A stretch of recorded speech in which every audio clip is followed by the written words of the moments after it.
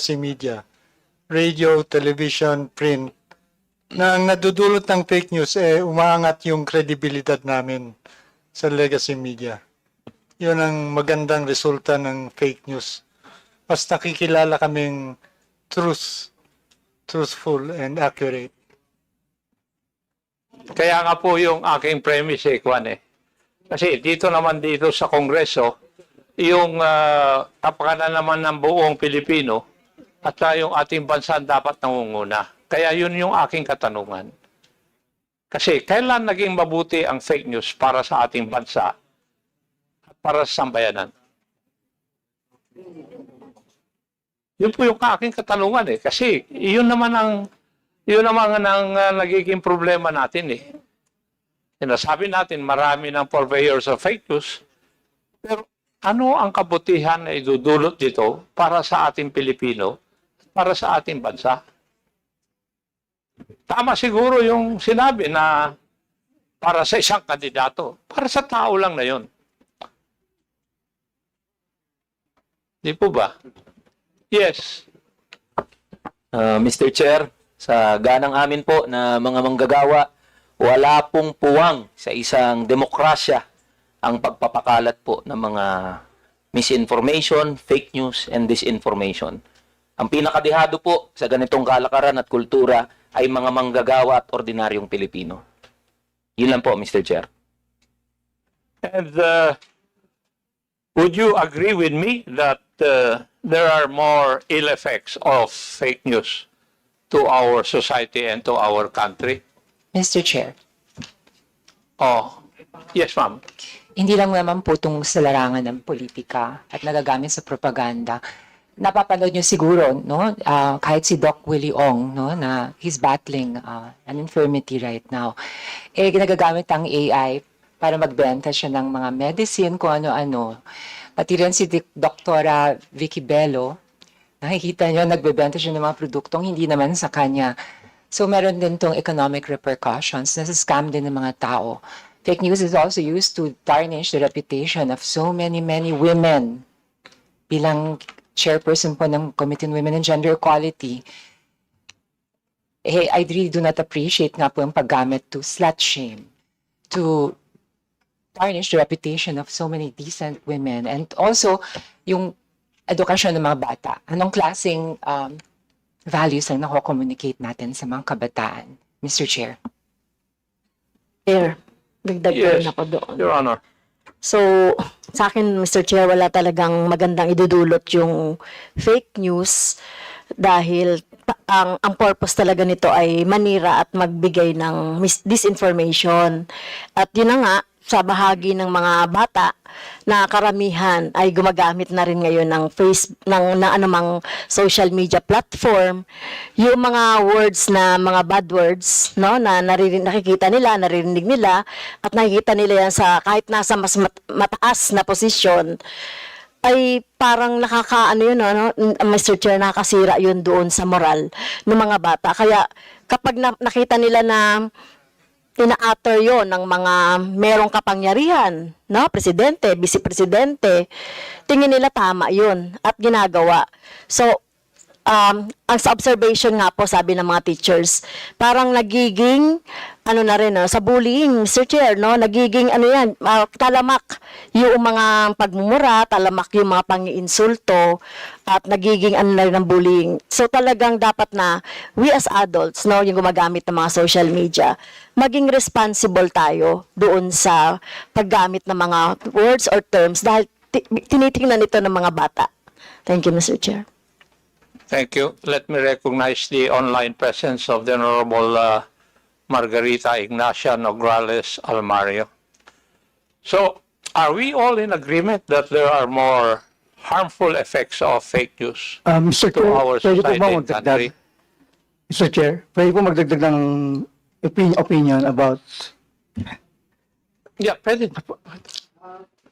Kasi po, beyond na for example, yung last hearing, February 4, ang naging highlight po kasi noon, ang mas napag-usapan is yung confrontation between Congressman Marcoleta and Attorney Ricky Tumutorgo.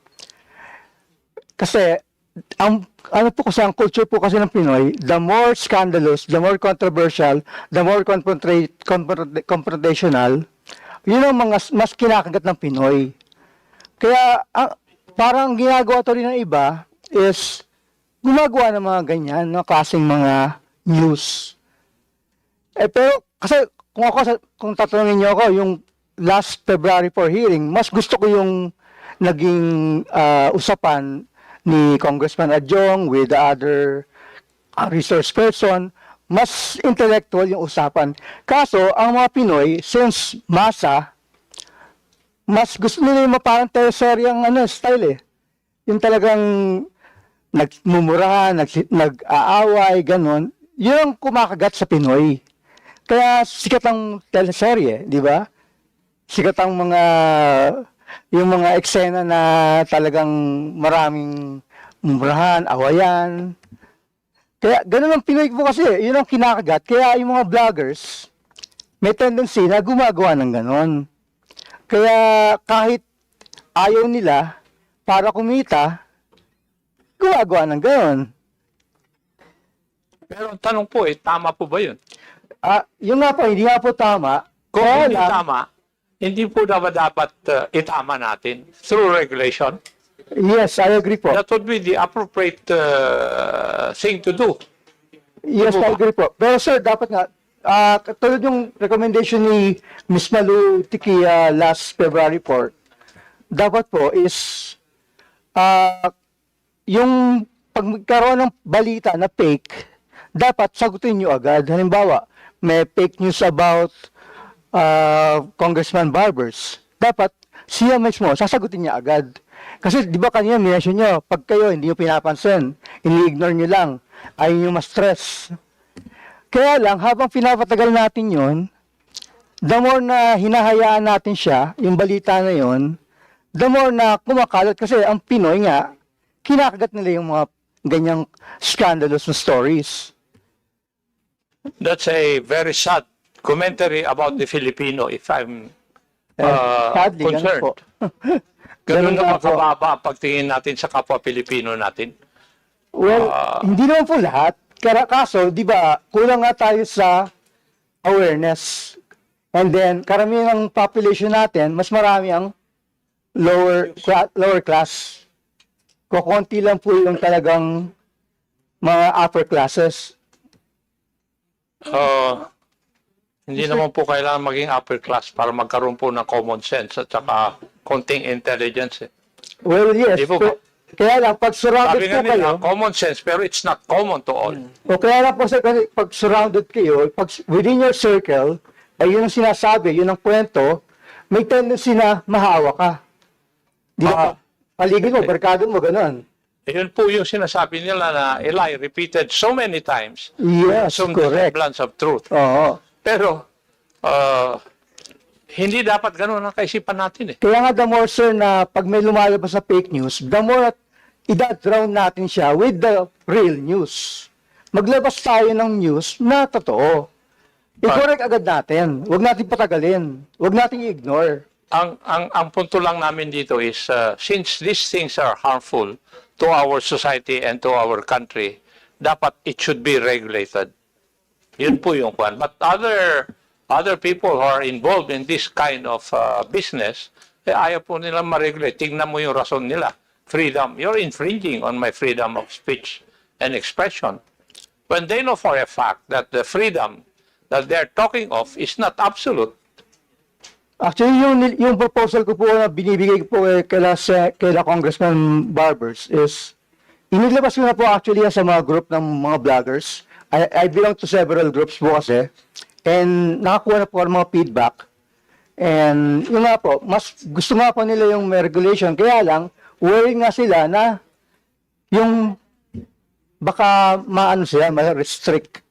Mawala yung creativity nila, mawala yung freedom talaga to be creative on their expression. Kaya kasi nga ang sumisikat kasi nga po yung mga mga scandalous, mga pranks, mga scripted na mga stories. So yun ang talagang bumibenta sa tao.